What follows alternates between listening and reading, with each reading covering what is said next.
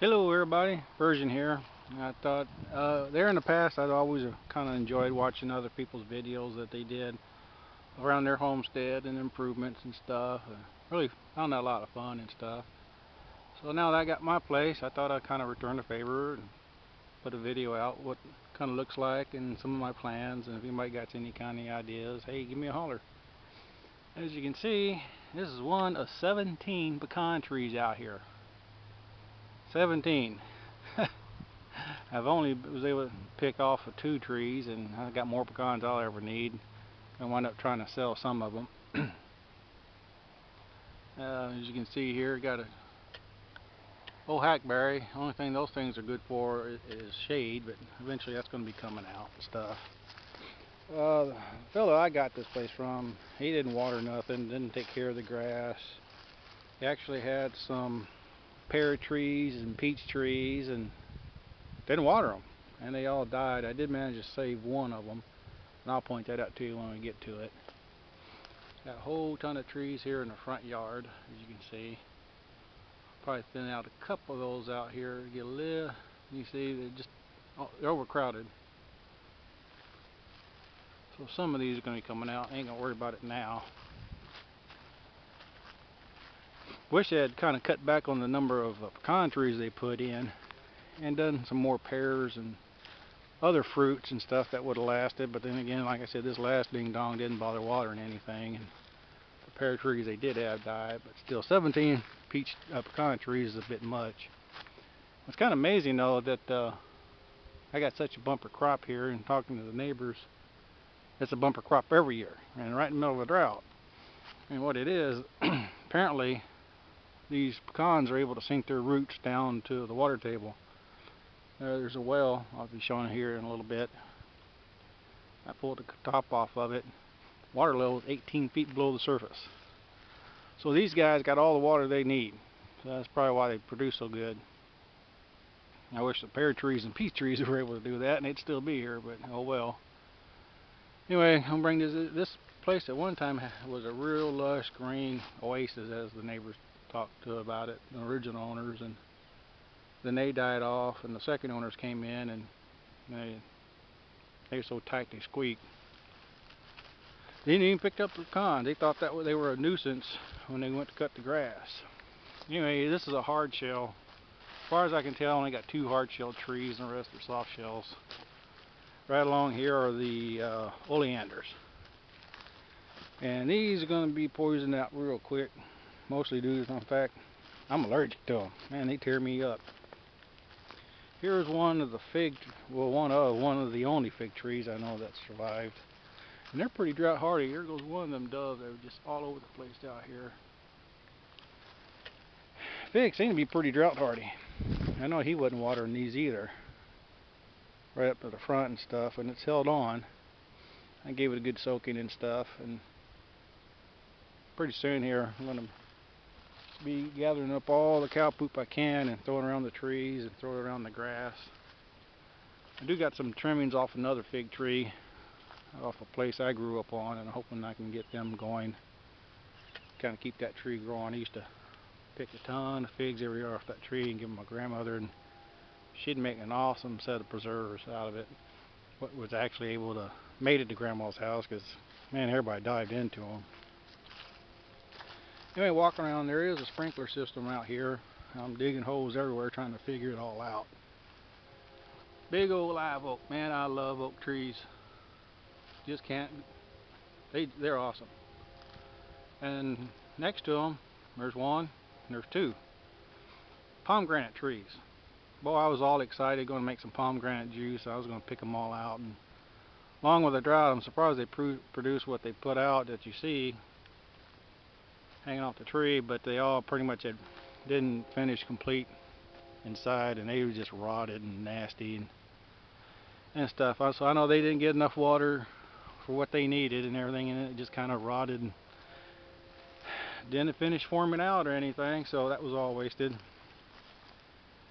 Ever since I got here, they got a good bit of water. Now we have some rain, so I'm thinking they're recovering. They're gonna also get a big old healthy supply of cow poop here when I start gathering stuff out. I was really looking forward to some pomegranate juice. Here on the other side of the driveway, here's one lone peach tree that survived. And I kind of think the only reason why it did survive, when I was doing my inspection process, I carried 2 5-gallon buckets full of water about 60-70 feet over here to water it, just for it to hang on. And you can see there's a little bit of green there on the bottom. Can't quite tell, some of these still might be pliable. Hopefully they didn't die out. No more time springtime, but you'll see some leaves down in there.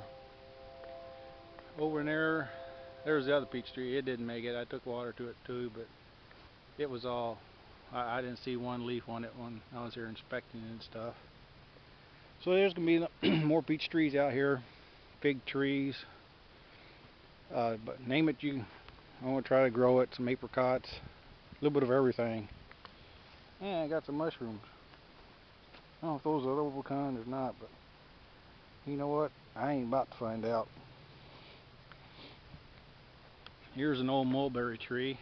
That's going to come out. That's kind of another trash tree. I don't think that's good for anything. Like I said, this area, peaches, figs, and any kind of else I'm going to figure out. I'm going to try to do some avocados too, tangerines, plums. Oh, I love plums. My wife loves plums. I'm going to give them a shot. Here's my other live oak. Then there's another oak pecan. Oh, here on the fence lines here, I don't know if I can do it on this one, not with the cows. But I want to put some Mustang grapes. And when that time comes, that's a video on making your own homemade wine. And boy, if everything should happen, you can't get anything from the store.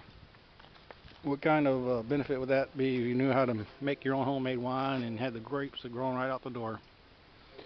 Mustang grapes, I think, are the best wine you can make.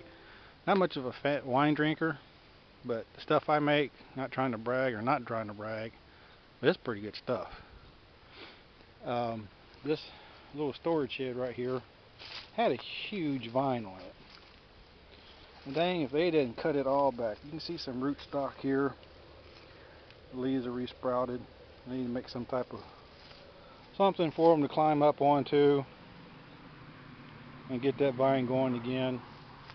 And again, I'm gonna get some more over here.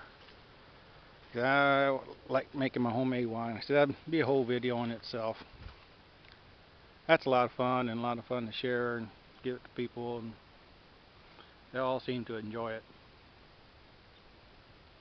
Now, one thing I do is, I can't remember the name of the yeast. I think it's a sherry yeast. I always get the strongest or most durable yeast that can handle the highest alcohol content. And that last batch of wine I made, 10 gallons of wine, was a good thing about the Mustang grape, because it's so strong. You can ferment out a 5-gallon batch of it, and there's enough left over to make another 5-gallon batch out of the same pickings. So I do that, and then one's much deeper red.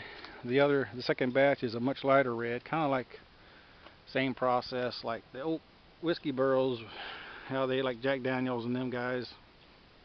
It's a much deeper color, and then them barrels go over Scotland and stuff, and their whiskeys are a lot lighter. Kind of the same process. What I have been doing is blending them. Blend them both together and have a consistent color. One thing I've been doing, you'll see all these little gopher holes, potholes. See that white pipe in here? There is no plan whatsoever on the plumbing laid out everywhere. I'm trying to figure out the sprinkler systems. Don't know who installed it. Like I said, the original owners are dead and gone. You'll see these all over the place trying to figure out where the lines run, and that's a serious pain in the ass. I must have 20 holes dug so far. Ain't learned much of anything on the plumbing. So that's going to be a long thing to do. Back in there's the rest of the pecan trees out in the back. There's some more trash trees. Well, hackberries and stuff. The only thing they're good for is the shade. Other than that, they're totally useless. Figure what the wife wants back in there. There's a chicken coop, and I'll give you a closer look at that here in a second. There in the back is additional acreage, bunch of weesatch, nasty ass trees. You walk back there and something about that weesatch just stinks, and you stink after walking around them. So eventually all that's going to be bulldozed and it's going to be a hayfield again. One of these days when I get time and the cash to do that. It'll be nice to see way the back and the hay growing, so all these nasty ass weesatch trees. Wish I had a few oaks in there, but there's no live oaks or nothing. A couple mesquites be my supply of barbecue wood. Oak and mesquite, you can't beat that for barbecuing. Here's the old pump house. I'm assuming that's an old firewood rack. It's damn ugly. I don't know if I'm going to keep it or not. And got another hackberry. This is going to come out. Hoping that's a soft wood. We'll kind of keep that for kindling for the harder woods. I get the wood stove going. Out in here, planning to have the garden area. Hopefully that's going to work out really good. Get it all tilled up. Plant a few things. So here's the old well. Folks I bought it from are here about 8 years and never did nothing but use it for storage. The original guys, I guess the one that built it. It's a shallow well. I'm not sure the complete depth. Like I said, I pulled that top off there. You can see the water level. That's down 18 feet, and I think the pump set at about 55 feet. But they're gonna get the brother-in-law over and see if we can't yank that sucker out. And you can see here, some ding dong when they built it, they used fence post mix, not an ounce of rebar in it anywhere. They left it all wide open, didn't take the pipe cover off, you know, the roof, and get the pipe out. They didn't move it up, so it's all rotted. So this whole thing is trash. It's coming out, bust out this cement and restart over again. That's going to be an expensive task. I'm hoping this pressure tank is good. I'm really hoping. You can see plastic pipe, I mean not plastic, it's iron. You got your wire down there without protection. And that 220 wire is all chased, so that's a accident waiting to happen. So it needs a real good retrofit. And you see that's all rusted to hell. You know, and all this, I had the well, the big expensive well, cost to drill one. They had one here and never bothered to get it going. Here's electrical. It's going to all come out somewhere between here and the main junction box. Electrical line is cut, so it's going to get a new line dug in. And the damnedest thing, where's it at? There's electrical line, and they didn't put it in conduit. They just buried it. There's a lot of half-assing around here that needs to be taken care of. But like I said, these are going to be slowly funded projects over time. And if anybody got any ideas of what to do, what not to do, pointers, hey, give me a holler. I really appreciate anything anybody can say, ideas and all that good stuff. Alright, let's head up to the chicken house. Like I said, this is going to come pull it out, and it's going to be one big barbecue. Not sure any of that's really worth saving. I'm saying just start all over again would be probably the best thing. They got a little termite and carpenter ant damage here.